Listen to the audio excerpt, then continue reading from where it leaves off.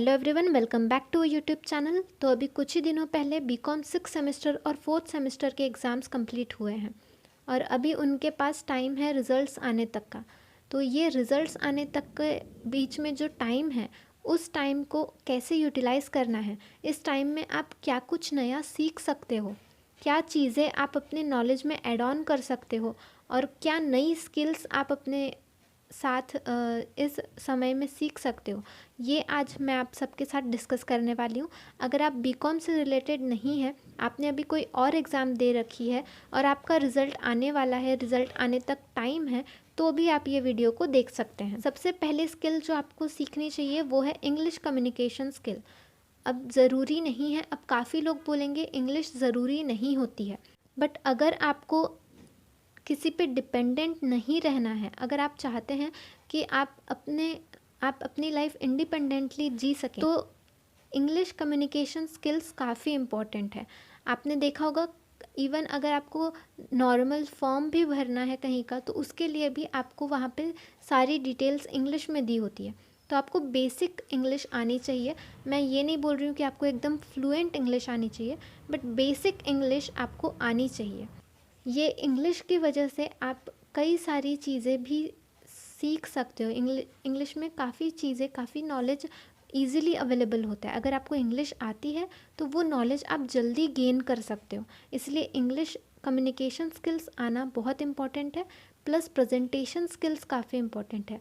आप अपने आप को प्रेजेंट कैसे कर रहे हो, आप अपने आप को किस वे में कैरी कर रहे हो, कैसे आपने अपने आप को ड्रेसअप किया हुआ है, ये सारी स्किल्स भी आपको इंटरनेट के माध्यम से इजीली सीखने को मिल सकती हैं। सेकंड स्किल जो मैं आपको सजेस्ट करूँगी वो है कंप्यूटर स्किल, क्योंकि आजकल सारी ही चीज़ें कंप्यूटर से ही होती हैं।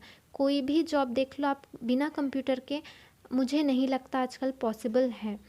तो इसीलिए अगर आपको एक अच्छी जॉब चाहिए है, अच्छा पोजीशन आपको चाहिए, तो बेसिक कंप्यूटर स्किल्स आना बहुत इम्पॉर्टेंट है। आपको Microsoft Word, Excel, Microsoft Office पूरा अच्छे से आना चाहिए। Word, Excel, PowerPoint. Excel बहुत इंपॉर्टेंट है। अगर आप कॉमर्स स्टूडेंट हो तो आपको एक्सेल आना ही चाहिए।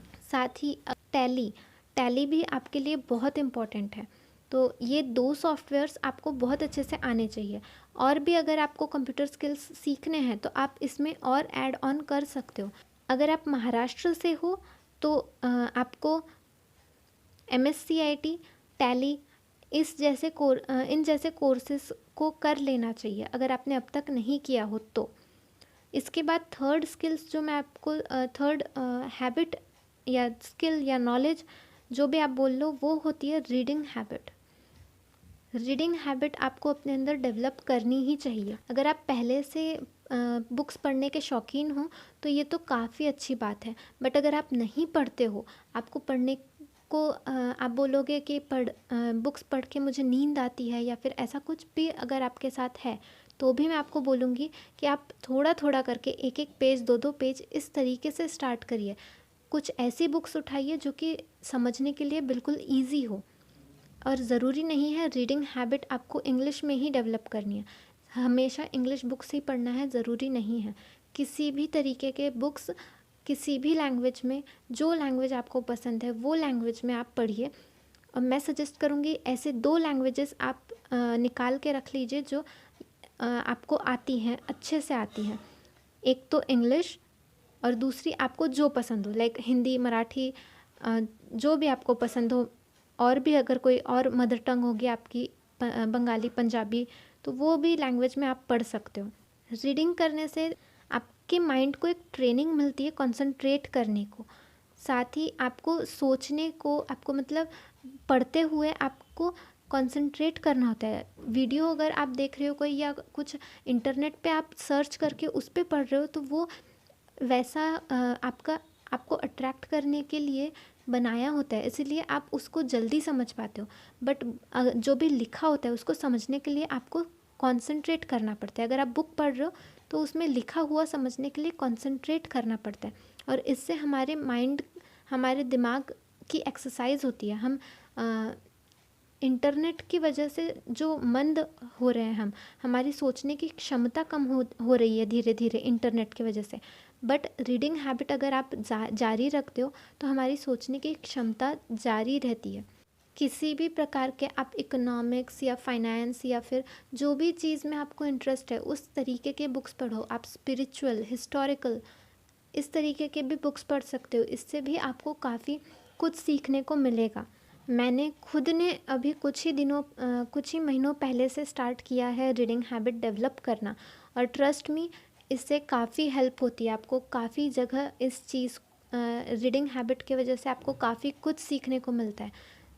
रीडिंग हैबिट, आप जो भी बुक पढ़ रहे हो, जो भी बुक आप रीड करना स्टार्ट कर रहे हो, तो वो सिर्फ रीड मत करिए, उसमें आप समझने की कोशिश करिए, उसमें से कुछ पॉइंट्स निकालिए और उसको आप अपने लाइफ में किस तरीके से आप वो सीखे हुए पॉइंट्स को आप अपने लाइफ में किस तरीके से अप्लाई कर सकते हैं, ये देखिए। तो इससे आपको सिर्फ आज ही नहीं तो फ्यूचर में भी काफ़ी हेल्प होगी। इसके बाद फोर्थ स्किल या फिर फोर्थ नॉलेज जो आपको गेन करनी चाहिए वो है मनी मैनेजमेंट। मनी मैनेजमेंट काफ़ी इम्पॉर्टेंट है। मनी मैनेजमेंट बहुत ही इम्पॉर्टेंट स्किल है।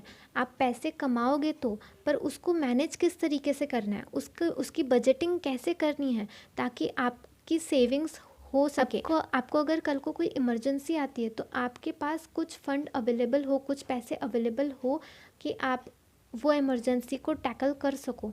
ऐसा ना हो कि आप इमरजेंसी के वक्त आपको दोस्तों के पास जाना पड़ रहा है। इसीलिए अभी आपको मनी मैनेजमेंट टिप्स सीख लेने चाहिए। ये भी चीज़ आपको इंटरनेट पे इजीली अवेलेबल हो सकती है। आप अभी बीकॉम कंप्लीट करते हो या फिर जो भी एग्ज़ाम्स दिए हो आपने, आप वो कंप्लीट करने के बाद जॉब को लगोगे। जॉब लगने के बाद पैसे आएंगे और वो पैसों का इस्तेमाल किस तरीके से करना है, कैसे उसको हमें सेव करना है, कहाँ इन्वेस्ट करना है, ये सारी चीज़ें हमें पहले से पता होनी बहुत ज़रूरी है। हमारे मॉम डैड को पता है इसलिए हम उनके भरोसे रहें, ये बिल्कुल ज़रूरी नहीं, ये बिल्कुल सही बात नहीं है। आपको खुद की नॉलेज होनी चाहिए। तो ये फोर्थ नॉलेज है जो मैं आपको सजेस्ट करूँगी कि आपने ये पीरियड में इसको डेवलप करना चाहिए। फिफ्थ पॉइंट जो मैं आपको बोलूँगी वो है स्टॉक मार्केट या क्रिप्टो करेंसी या फिर बिज़नेस न्यूज़। ये सारी चीज़ें आपने पढ़ना स्टार्ट कर देना चाहिए। बिज़नेस न्यूज़ अगर आप पढ़ते हो तो बिज़नेस या फिर कॉमर्स रिलेटेड जो बच्चे होते हैं, तो कॉमर्स की ना अपनी एक वोकैबलरी होती है। वो काफ़ी सारे ऐसे टर्म्स होते हैं, काफ़ी सारे ऐसे शब्द होते हैं। वोकैबलरी यानी आपको पता है जैसे कुकिंग की अपनी एक वोकैबलरी होती है। कुकिंग में आपको बॉइलिंग क्या होता है, फ्राइंग क्या होता है। अब फ्राइंग में भी डीप फ्राई क्या होता है, शैलो फ्राई क्या होता है, ये हमें तब पता चलता है जब हम कुकिंग करते हैं या फिर किसी को कुकिंग करते हुए देखते हैं।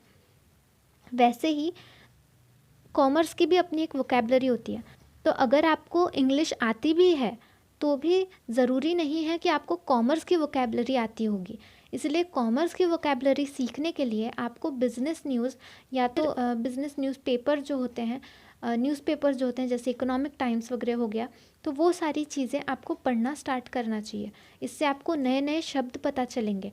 वहाँ पे काफ़ी सारे कॉमर्स वोकैबलरी रिलेटेड शब्द यूज़ किए जाते हैं, और वो जब आप स्टार्ट करोगे आपको ऐसा लगेगा कि आपको इसमें कुछ भी नहीं समझ रहा है।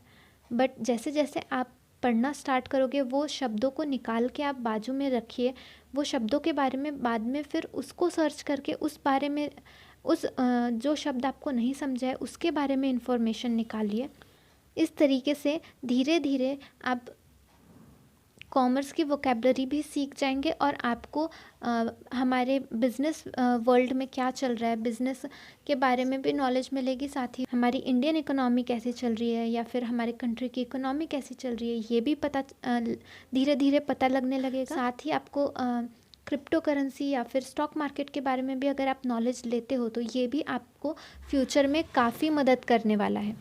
साथ ही इसके साथ मैं और एक आपको बोनस टिप देना चाहूँगी कि ये सारी चीज़ें आप रिजल्ट्स तक करते हो, ये बाद में भी आप कंटिन्यू रख सकते हो। ये सारी चीज़ों का नॉलेज गेन करना 15 या 20 दिनों में या 1 महीना 2 महीना इसमें गेन करना इम्पॉसिबल है। या आप कंटिन्यू रखोगे, धीरे धीरे धीरे धीरे आप सीखते जाओगे। बट इसकी जो बेसिक चीज़ें हैं वो सीखने को ज़रा टाइम लगता है। ये सारी 5 स्किल्स जो मैंने बताई है, इन सारे 5 स्किल्स को के बेसिक को सीखने में टाइम लगता है, इसलिए बेसिक आपको ये टाइम में सीख लेना है जब तक रिज़ल्ट नहीं आता है, क्योंकि अभी आपके पास बहुत टाइम है।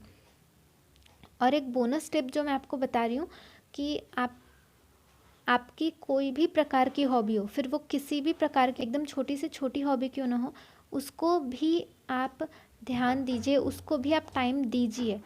क्योंकि क्या होगा कि आप अभी धीरे धीरे फर्स्ट ईयर में हो, सेकेंड ईयर में जाओगे, थर्ड ईयर में जाओगे, आपका third year final year complete हो जाएगा, फिर आप कोई एमकॉम करेगा, कोई कुछ और करेगा, सीए करेगा, सीएस करेगा, एमबीए करेगा, वो भी कंप्लीट हो जाएगा, जॉब करेंगे, ऐसे करते करते लाइफ निकल जाएगी। और ट्रस्ट मी, जब तक आप ये सारी चीज़ें कंप्लीट कर लोगे, उसके बाद अगर आपको टाइम मिलता भी है ना, तो आप आपकी हॉबी को टाइम नहीं दे पाओगे, मतलब आपकी इच्छा नहीं रहेगी वो हॉबी को वापस से कंटिन्यू करने की, क्योंकि इतना लंबा गैप हो चुका रहेगा तब तक। इसीलिए भले ही टाइम आपको कम पड़ रहा होगा अभी, पर फिर भी आपको अभी अपने हॉबीज़ के लिए भी टाइम निकालना है। यही टाइम है, आप अपने हॉबीज़ को टाइम दे सकते हैं, क्योंकि आपकी एज अभी है।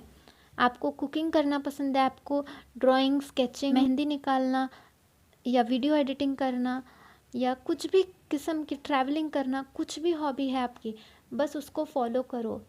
रोज़ नहीं करना है, आप हफ्ते में एक दिन भी निकालते हो तो भी बहुत है उसके लिए। हॉबीज़ के लिए टाइम ज़रूर निकालो, यही उम्र है आपकी, आप हॉबीज़ फॉलो करो, साथ ही अपने स्किल्स को बेहतर करो, तो आपका फ्यूचर में बहुत ही आपको इन सारी चीज़ों का हेल्प होने वाला है।